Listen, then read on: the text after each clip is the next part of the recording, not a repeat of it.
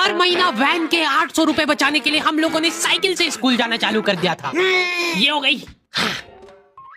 4 लौंडे थरथराती ठंड में साइकिल से स्कूल जाते हैं, ब्लेजर, टोपा, मफलर बांध बुंदा के। एक तो ये ब्लेजर बहुत अजीब था हमारे स्कूल का।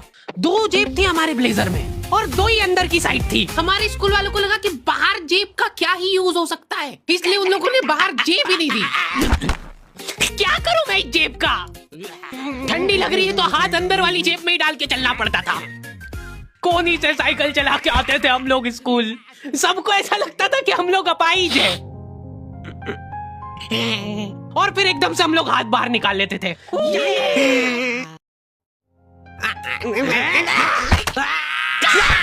मजाक बना के रख दिया डिसेबिलिटी को।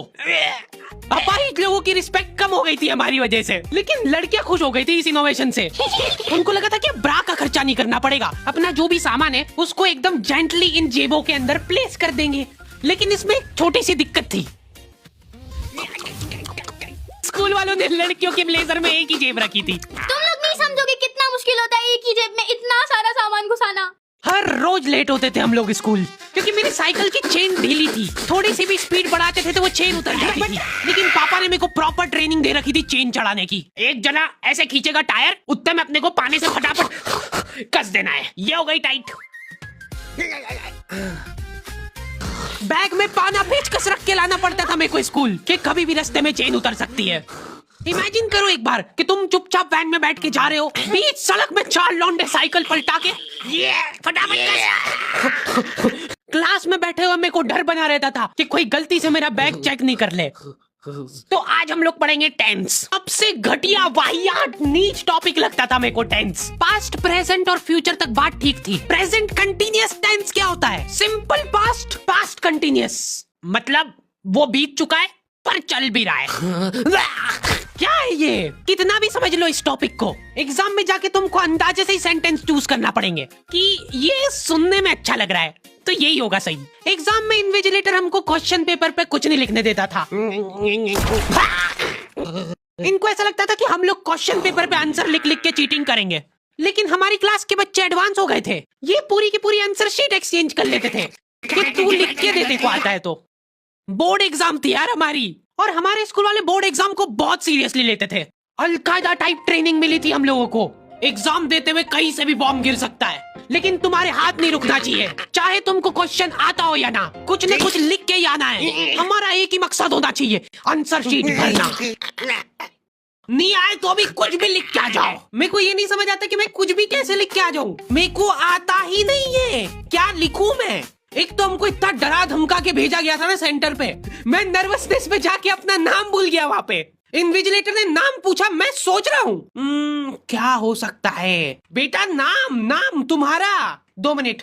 हाँ हेलो मम्मी, मेरा नाम क्या है? बोर्ड एग्जाम के नाम पे इतना डरा दिया था ना स्कूल वालों ने हमको, अच्छों का मुंह निकल जाता है टट्टी के साथ मिक्स होके। तुम लोगों का एक सेंटर आएगा जिसके चारों तरफ सैनिक तैनात रहेंगे। बिना एडमिट कार्ड के वहाँ पे आसपास भी भटकते हो मत दिख जाना, जिंदा जला देंगे वो लोग। और अगर चीटिंग करते हुए पकड़ा गए तो ना तो तुम हमको जानते हो ना हम तुमको जानते हैं। हम लोग एग्जाम वाले दिन सेंटर पहुंचे तो बच्चों से ज्यादा सिक्योरिटी थी वहाँ पे। आज तक इतनी सिक्योरिटी मैंने एयरपोर्ट पे भी नहीं देखी थी। आर्मी वगैरह खड़ी थी वहाँ पे टैंक लेके। वो सिक्योरिटी वाले एक एक रबड़ का रैपर निकाल के देख रहे थे कि उसके पीछे तो नहीं लिख के लाया कुछ। क्या लिख लूंगा मैं इतनी सी जगह में? लिख भी लिया तो मेरे को ही समझ नहीं आएगा कि क्या लिखा है। कुछ चीजों का मेरे को लॉजिक ही समझ नहीं आया था कि तुम नंबर वाली घड़ी पहन के नहीं जा सकते हो, पहनना है तो कांटे वाली पहनो। उनको शायद शक हो गया था कि ये सारे लोग एक साथ कोऑर्डिनेशन करके बम नहीं फोड़ दे। उधर एक बच्चे की घड़ी का अलार्म बज गया और वो बजता भी बॉम्ब के टाइमर जैसा है। अलकायदा जिंदाबाद। जिस पाउच में तुम सामान ला रहे हो वो भी ट्रांसपेरेंट होना चाहिए। मेरे बैग में से इनको पाने पेचकस मिले थे। क्या जवाब दूं मैं इसका कि क्या यूज में आते हैं ये? उनको वहाँ पे डेमो करके बताना पड़ा कि ये यूज में आता है ये सब आइटम। फिर बाकी बच्चों ने भी कंफर्म करा कि हाँ देखा तो है हमने इनको रास्ते में ये हरकत करते हुए। ये सब देख के उन्होंने मेरे पाने पेचकस तो हाथों हाथ नाली में फेंक दिए थे। हमारे एक साथी की जेब में से ड्रग्स बरामद हो गए थे। अरे ड्रग्स नहीं है, ये इनहेलर है, इसको ऐसे सूंघते हैं नाक बंद होती है तो। नाक खोलने के बाद भी अगर तुम इनहेलर को पूरी ताकत से सूंघते हो, आंखें दिमाग में ठंडक हो जाएगी तुम्हारे। वो बच्चे नहीं होते जो पूरा साल टाइम पास करते और एग्जाम के एक दिन पहले पढ़ के एग्जाम देने आ जाते हैं। वो बनने की मैं कोशिश ही कर पाया था सिर्फ। मैंने सोचा था आखिरी रात मेरी है, रात भर मैं पूरा सिलेबस चाट जाऊंगा, पर मैं एग्जाम के एक दिन पहले ही बीमार पड़ गया। सर्दी हो गई मेरे को, तो मैंने सोचा ठीक है अभी थोड़ा रेस्ट करते, सुबह उठ के पढ़ाई करेंगे। नाक बंद हो गई भाई, नींद ही नहीं आ रही है। फिर पापा आके मेरे को ट्रिक बताते हैं कि अगर राइट वाली नाक बंद हो रही है ना, तो लेफ्ट साइड करवट करके सो जा, फिर गहरी सांस ले, तो ये जो है ना राइट वाली खुल जाएगी और लेफ्ट वाली बंद हो जाएगी। फिर लेफ्ट वाली अगर खोलना है तो राइट साइड करवट करके सो जा। पूरी रात करवटें बदलता रह गया मैं। सुबह रास्ते में जाते जाते पढ़ रहा हूँ मैं, क्योंकि बाकी बच्चे भी यही कर रहे थे। बच्चों को लग रहा है कि भाई जितना हम लोग साल भर में नहीं पढ़े उतना हम लोग रास्ते में जाते हुए पढ़ लेंगे। रास्ते में ऐसे कॉपियां लेके घूम रहे जैसे इनसे ज्यादा पढ़ाकू कोई हो ही ना। सुबह हम सब लोग सेंटर लेट पहुंचे,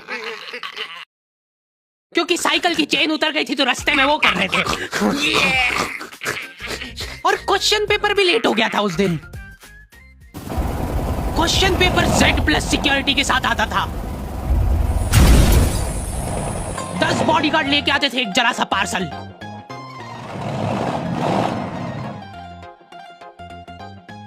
और फिर देने के बाद बोलते थे ये असली पार्सल नहीं है। असली नहीं है तो जोर से भी बोल सकते हो, ये असली पार्सल नहीं है। ये लोग पता नहीं किसी को तो गुमराह करने की कोशिश कर रहे थे। इनको डाउट था कि इतनी सिक्योरिटी के बाद भी कोई पेपर चोरी कर लेगा, तो ये लोग इतनी सिक्योरिटी में नकली पेपर लेके आए।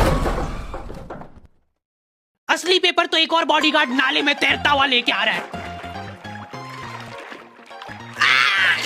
ये पानी पेचकस किसने डाले नाली में? ये लो। मजाक कर रहे थे हम तो, यही है असली क्वेश्चन पेपर। जाओ बांट दो फटाफट।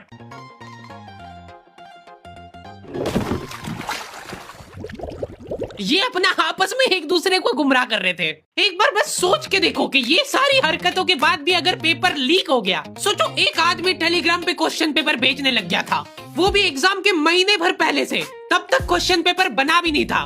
तो अब जो आदमी हमारा क्वेश्चन पेपर सेट करने बैठा, उसने सोचा कि उसका काम इजी हो सकता है, क्यों ना थोड़ा सा स्मार्ट वर्क कर लिया जाए। उसी ने सबसे पहले वो फेक क्वेश्चन पेपर खरीदे और वैसे के वैसे चेप दिए। जिसने पेपर लीक करा था वो खुद सोच में पड़ गया कि ये कैसे हो गया। एग्जाम खत्म होने के बाद इन्विजिलेटर को बहुत मजा आता भाई कॉपियां छीनने में। एक सेकंड भी किसी को ज्यादा नहीं मिलना चाहिए। बस एक वर्ड टाइम ओवर होने के बाद कैसे लिखा तूने? एक बच्चे ने खुद से कॉपी दे दी तो इनको डिसरिस्पेक्टफुल महसूस हो गया था। उसको वापस से कॉपी दे दी कि लिख ले थोड़ी देर और। जैसे ही लिखने लगा वापस छीन ली।